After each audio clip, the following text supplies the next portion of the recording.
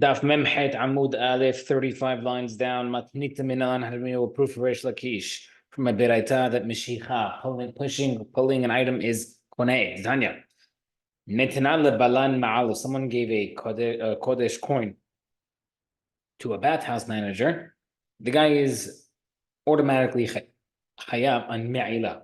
Because he gave it to the guy, it's considered misused Hekdesh and he's Hayab, even though he didn't use the bathhouse yet. Amar Rav said, Dafka Balan Hudlo Hasan Mashiach. Over there is Chayah because over there was no Mashiach needed to make the Kinyan. Rav holds that if it was if it's a different time where you would need a Mashiach, you're not Hayav Me'ilah, you're not considered misusing Hekdesh unless Mashiach was done. But we see that Resh Lakish, the concept that in general, that we like Resh Lakish, that in general, this is the exception, but in general, you would need Mashiach. But the writer says, 1 second, someone gave a coin to the barber, also Hayav on Me'ilah, if it was Hekdesh. Over there, the guy needs to do a kinyan to the scissors in order to be Hayav Me'ilah. Where it says, a non-Jewish barber, the love bar Mashiach, who there is no kinyan Mashiach by him. Proof. If someone gave a hekdesh coin to any person, a type of craftsman, no me'ilah until the guy does meshicha to it. Between our barber and that barber. Must be must be different between non-Jewish and Jewish. Non-Jewish, they don't sing meshicha by him, you're chayav automatically. Jewish one, you need meshicha, proof for Rish Lakish, you need meshicha for kinyan. Okay. Nachman also says, money is acquiring. And Levi found his view in a beraita. How? If someone gave a hekdesh coin to a wholesaler, he's chayav immediately from me'ilah. What does it mean? In general, smaller stores would buy a load, let's say a wholesale of the guy's retailing candles. He buys 1,000 candles from the guy. He orders 1,000 candles. He pays for 100 at a time, and he buys as he goes. So the initial deposit of 100, he is koneh on everything, and he's chayav immediately, even before meshicha. So elakash le'shakish, question of shakish, Jose him is not the right only Mishicha, as he says, Haman Rabbi Shimon, that right of the store is Rabbi Shimon. Okay. Next part of the Mishnah says that someone who backs out on a deal. Aval Amro Misheperav, someone retracted on a deal. He gets cursed. Eitmar Abai says, Odu Medinale. If the guy is in the middle of backing out, you let him know, hey, if you back out, you get cursed. Rabbi Marava says, no, we actually curse him ourselves. Abai says, we warn him not that he'll get cursed. Because the pasuk says, "You should not try to curse people." Rabbi says, but Rabbi says, no, we actually curse him because the pasuk specifically mentioned among amecha, the people in your nation, you don't curse, which means only if they're acting like your people. But over here, the guy's backing out on a deal; he's not acting like a Jewish person. You can curse him. Okay. Next, how do I know? This concept that Rabbi Yosef gave some money to people to buy for some salt, but didn't take the salt yet. At the end, salt went up in value. After the command, Rabbi told him, "You'll have to go give the salt to them, and if not, you'll get cursed because of backing out on the deal." Now, if you want to tell me that you only inform him, do you need to inform him that he'll get cursed? Of course, he knows the halacha. Gemara says, okay, but then the opposite. We should curse him. Rabbi Chia allow himself to get cursed? Of course not. So how does this make sense? He was giving a down payment for the order. He was receiving a down payment. They gave him a partial payment for the total order. He thought the down payment only acquires, and he's not going to back it on everything. But he says, okay, they pay me $10 out of $100. Maybe they should only get $10 worth of salt, and I can back out on the rest. That down payment pays for everything, and therefore you can't back out on the entire thing. Regarding a down payment, Rav says, you acquire only equal to the value. They pay 10 out of 100, you acquire 10%. Yochanan says, you acquire the entire thing. We're asking a question against Rava who holds that you only get the equal amount.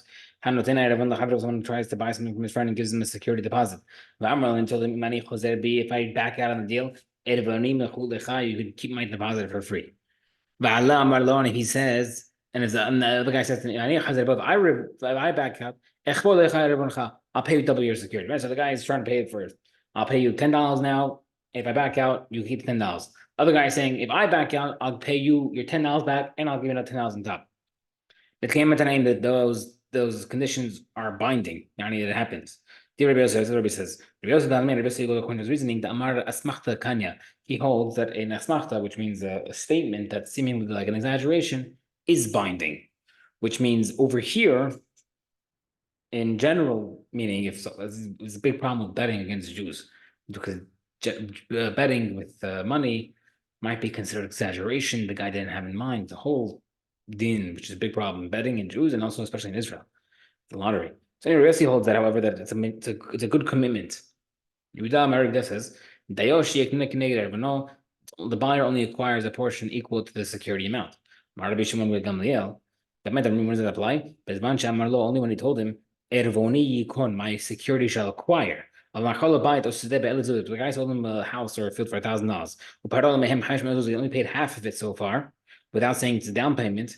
Kana, he acquires the whole thing because we assume it would be a down payment, not a security. He can pay him the rest even after years. Yani the sale goes through still. My love, who didn't thought this, maybe the same thing applies to property, to regular items, not just property. And therefore, we see that even without specifying the down payment, the security can be an acquirement of the entire purchase, even though it's partial payment. Generally, when you're buying items without specifying security, it's not considered security. It's not considered partial payment. How can buy land is different. Land it's a legitimate way to pay is with money. Kind of the cool, therefore, by paying partially, you acquire the whole thing. But regarding movable money, you can acquire it except for Meshicha. And therefore, if you're trying to back out of money, you just get cursed. You don't get the entire purchase, you only get equal to what you paid. Okay. Maybe this machloket is also machloket tanaim.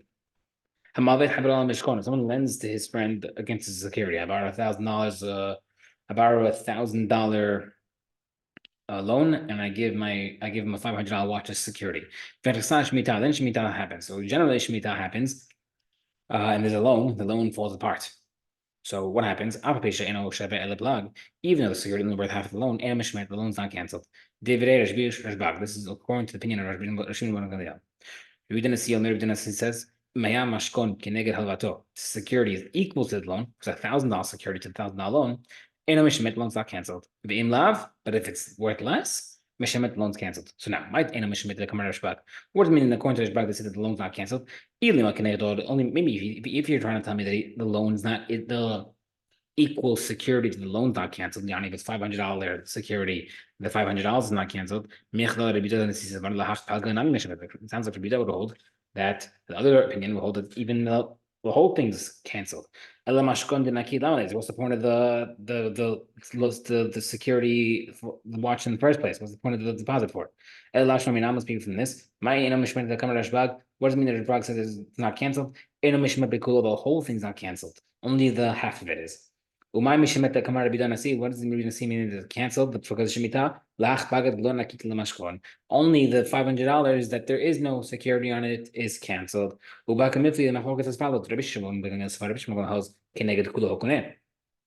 security, partial security, acquires that partial amount. The whole thing is koneh, and therefore it doesn't cancel. The Gemara says, "Lo, you can't compare that machloket of the loan to our case of a purchase." What does it mean Rabbi Shpag hold that it's not canceled?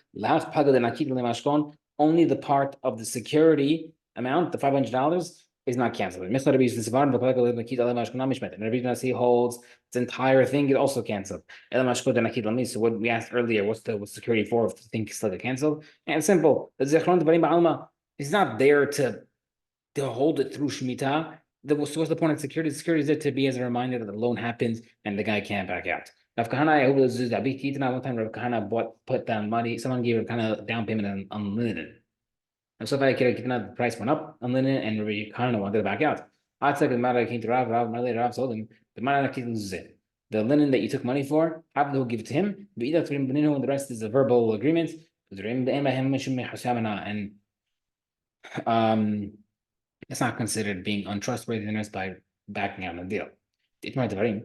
Regarding verbal agreements, not backing out is not considered a verbal. Backing out in a verbal agreement is not considered a lack of trust. Rabbi Yochanan holds that backing out is considered not a good, not trustworthy. This is only in a scenario where, like this case, where the price went up. There's a circumstance that wants to make you back out. If you want to back out, heck yeah, for no reason, then it's for sure not considered trustworthy. But if we were talking about a case where you're backing on a verbal agreement because of a circumstance. Okay, Matthew, you have a question. What does it mean that a correct hin? The pasuk will give a measurement. Hin. A hin is a measurement. Tzedek, correct. But we know that hin is considered an efa from the same pasuk. So it's a hint to you what? That your hen, which is yes, shall be correct. Meaning and your no must be correct. Meaning you can't back out on what you say yes to. So we see that you can't back out, like we just said, against what we just said. But Mesiah says no different. Now that pasuk is teaching you that you shouldn't say what's no and what's no, what's yes. Don't say something in your mouth that you believe in your heart one way, and in your heart you believe something else. Okay, Mesiah, you have a question. Rabbi Shimon says, even though Hachamim say talit koneh dinar zahav, that when someone's buying something, if the guy who's taking the item, the clothing is considered acquiring the dinar, is acquiring the gold. Meaning, so if I'm buying something from somebody, and I take the item, he acquires my money. But his taking the money did not acquire the item. But still, in any event, it's if you back out of the deal, if the guy took the money, that's back. He can't. He can back out even though he'll get cursed. We say we curse those who back out. So we see that's against Rav, who said that you can back out. You see now tonight Mishnah says happened to the story when Yochanan told his son, says go hire workers. And he hired some workers and he said, I'm gonna feed you as well, lunch, for example. He told his father, Bini afilu ata him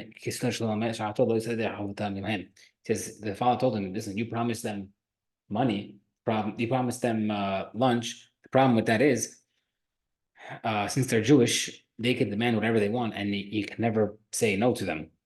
Therefore, since they're Jewish. But he says before they start working, say more them, go tell them, on condition that I only have to feed you bread and beans, and you have to be happy with it. So if you're saying that one who says something and changes his word is considered not trustworthy, how did he tell his son to go back out on the workers? The Gemara says, no, not a problem. Shani Hatam is very different. The workers themselves didn't rely on it because they said, the son told us, but we know that his father has to approve it. The boss has to approve. Therefore, they didn't take it seriously. So how come he said only before they start working? Even if they began working, he should still be able to back up because the father or the boss didn't approve it. Said, no. He says, no, it's different. If they started working, then they would think that it's happening because they said, oh, if we're starting to work, that means the father already proved the deal. Okay. Does Rabbi Yochanan really hold that backing out is considered not trustworthy? I'm going to give you a present. He can back out. What do you mean he can back out? Pshita, of course he can. You didn't give him anything yet.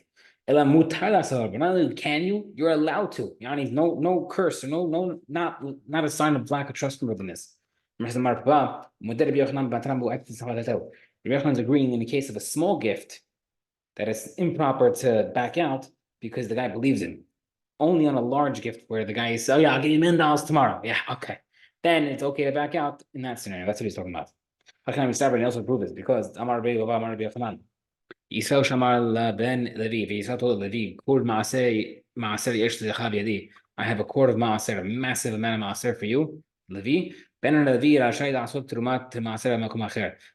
is able to take that trumat maaser, the when a Levi gets maaser, he has to give a portion to the Kohen. So he can already separate truma from elsewhere that he has for the Kohen based on what he was told he's getting. It makes sense to say that he can't back out. That's why the Levi can start removing maaser and what he didn't get yet. But he was able to go back. How can the Levi take off maaser already? Maybe he's not going to get it, and he's improperly taking off trumat maaser. Mar says, over there, it's talking about so it's where the guy already took it, and he knows he's getting it. Then he went and said, okay, before I take this quarter that you're donating to me, I'm just leaving it here, I'll be right back. Then he can donate, then he could separate it because he already receives it. Mar says, 1 second, the second part of the Brayta doesn't show that, because when if the guy then gave it to another Levi, and the first Levi can't complain. The guy can only complain. There's no deen against him. But if you tell him that he already took it, only told him to watch it for me. What do you mean he can't? He can only complain and not deen. He already acquired it. The law must be to my word. He didn't take it, and the guy can't back out. We see proof from here that he's able to back out. He's not allowed to back out, and we could prove that you're not allowed to back out on a verbal agreement. Baruch Hashem, amen.